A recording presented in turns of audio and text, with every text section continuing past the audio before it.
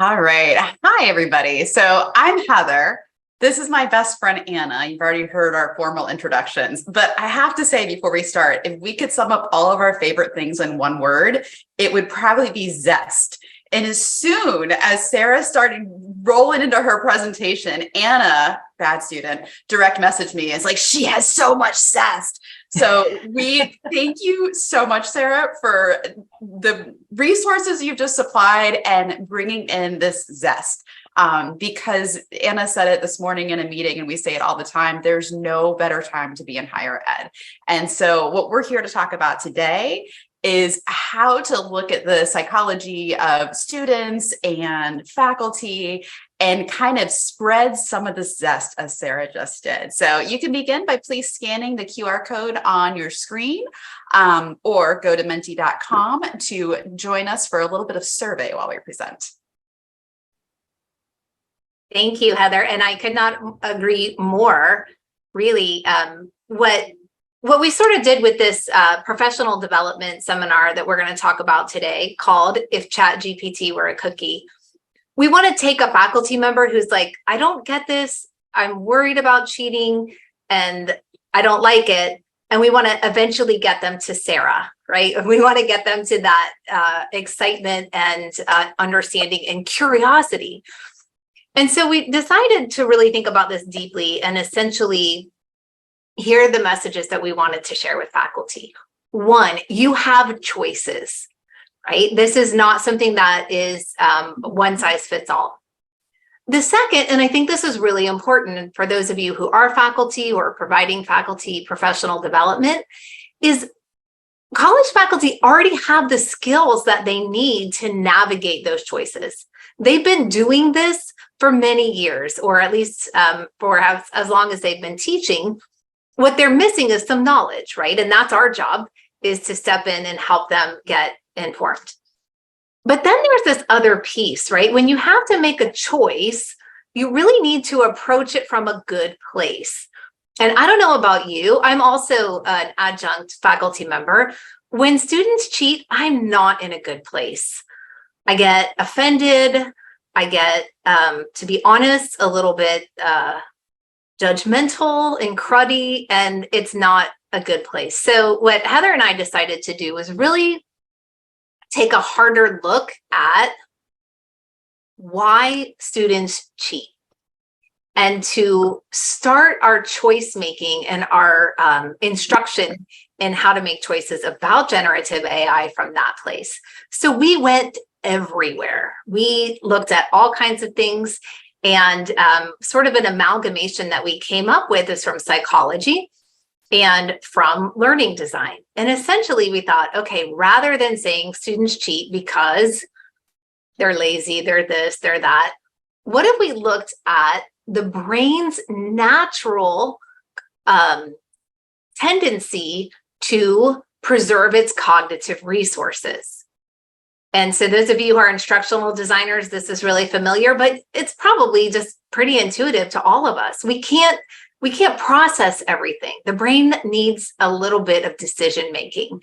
And what we really kind of leaned into there is, okay, so students actually have to resist an impulse for cognitive offloading, because now it's so easy. Generative AI is so easy for them to use. So what if we, like, you have to resist a cookie? What if we use some of the same principles in order to look at decision making in that way?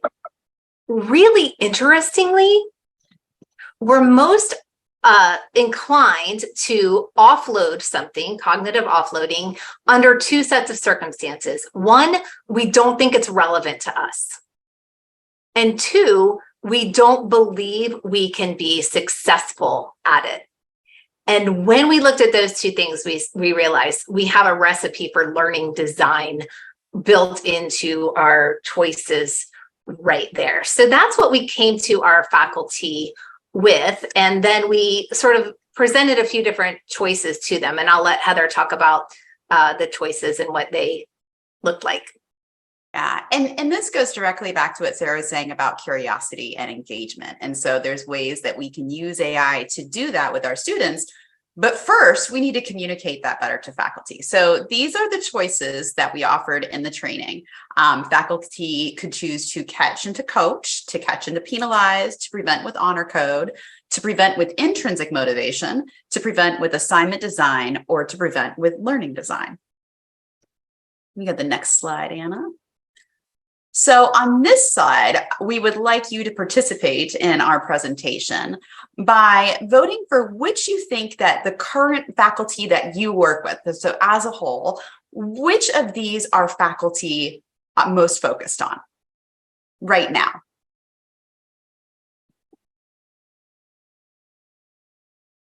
And you should see that, there we go, in the Menti. So as you vote, this is going to upvote. Like we have 10 votes so far, 12, 13. All right, you're coming in. And I see a few in the chat as well. Except for those numbers are going to change. Yeah. So there's a lot of catching and penalizing. So it's fun when I was watching the chat in the beginning, this is the FL-IDN network. So I see a lot of my Florida friends, but I also see folks from Vancouver and Argentina and all over the US.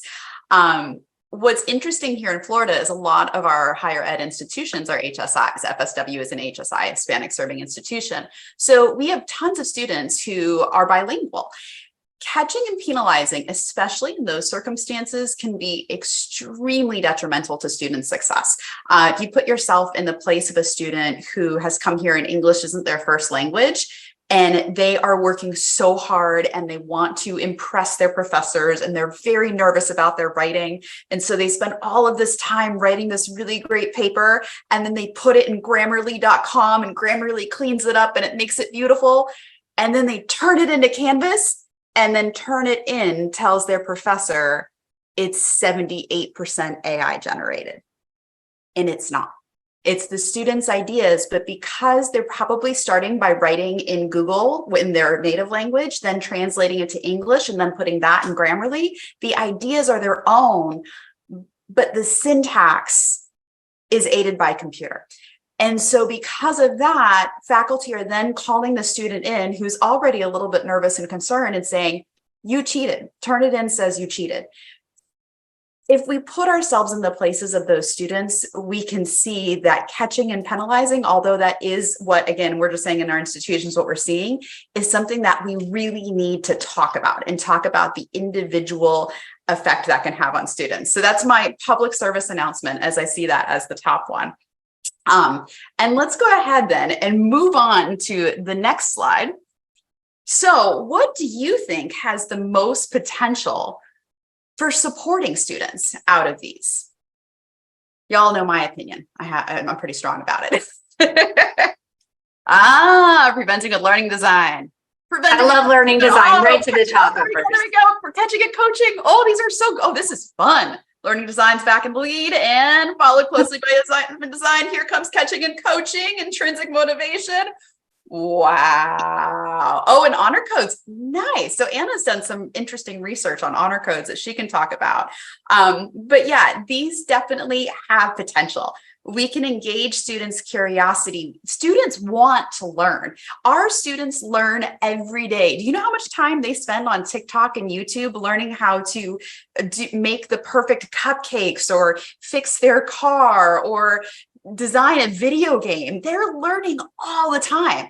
How do we capture that curiosity and that urge to learn and channel it into the college classroom? So that's what we want to talk to faculty more about. Awesome. Thank you, Heather. And we'll share the results when we share the slides with you all at the end here too. Those will be in there.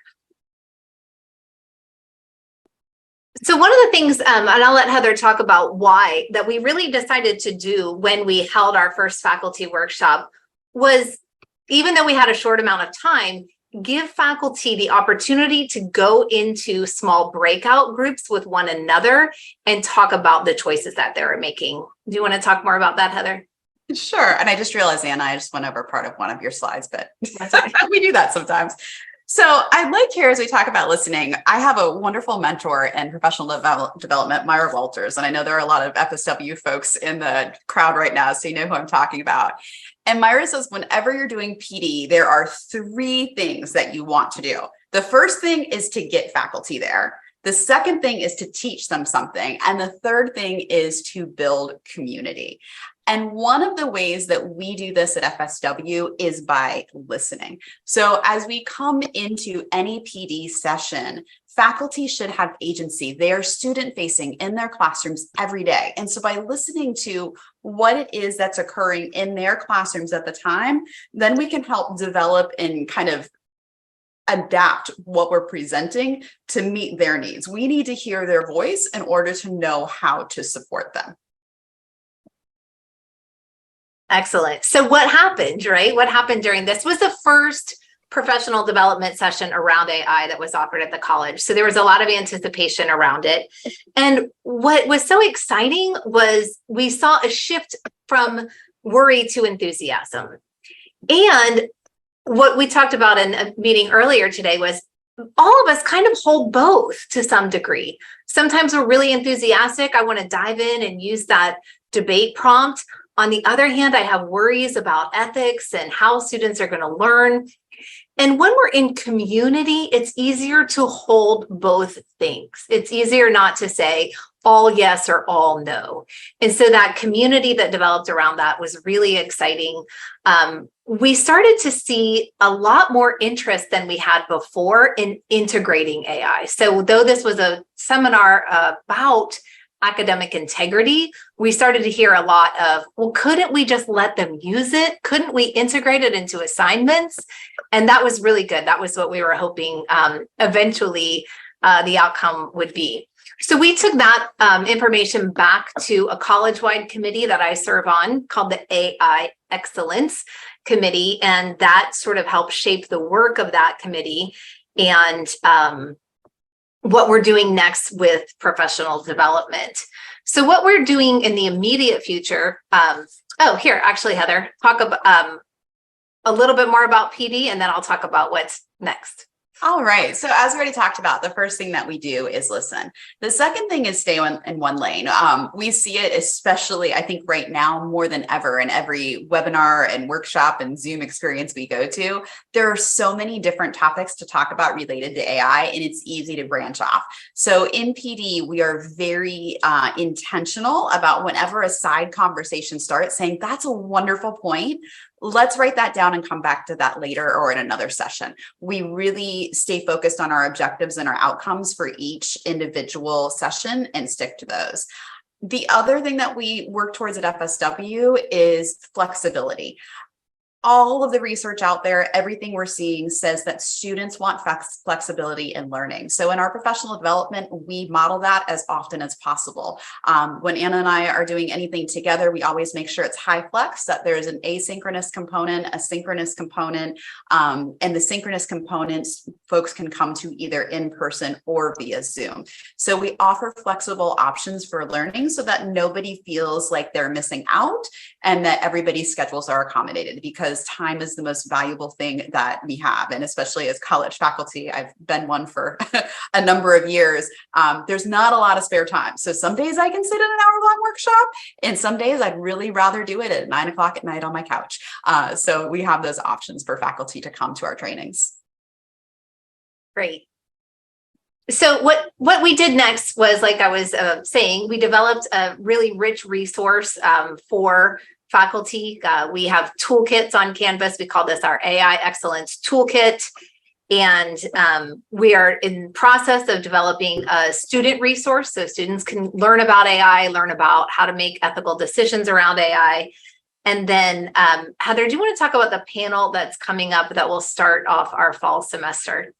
Yeah, so we are really lucky at FSW. Our college president is all about being on the forefront of adapting and growing with AI. So he's given us an hour and a half at convocation to talk about AI. So we'll begin with our AVP of Innovation and Online Learning will be speaking, and then we have a panel of student affairs administrators along with faculty and instructional design to talk about the various ways that AI are affecting their positions, that are affecting our students, and ways that we can support students by kind of embracing what is to come next in education. So we want to know what is next for you. And Heather, remind me, this was limited to 3 words, you said? I think it's 3 words you're limited to. All right, so be succinct and just do a little bit of thinking, whether it's I need to open ChatGPT and learn about it. That's more than 3 words. Develop PD, develop an online resource. What is it that you want to take away now?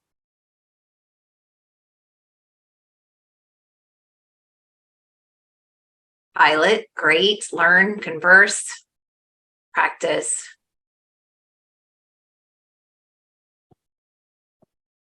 Curate, that's a great word.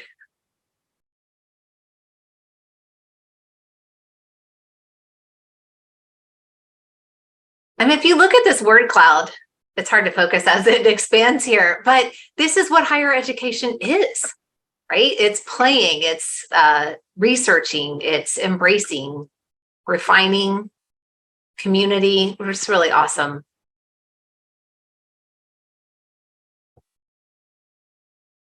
All right, I'm going to let those keep coming here and let Heather wrap this up for us so that we can start taking questions.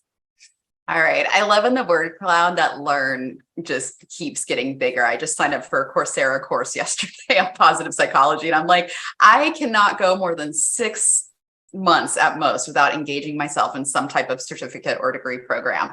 And it seems like this whole audience is the same. So yeah, the best thing we can do right now is learn all we can to meet students in the current environment.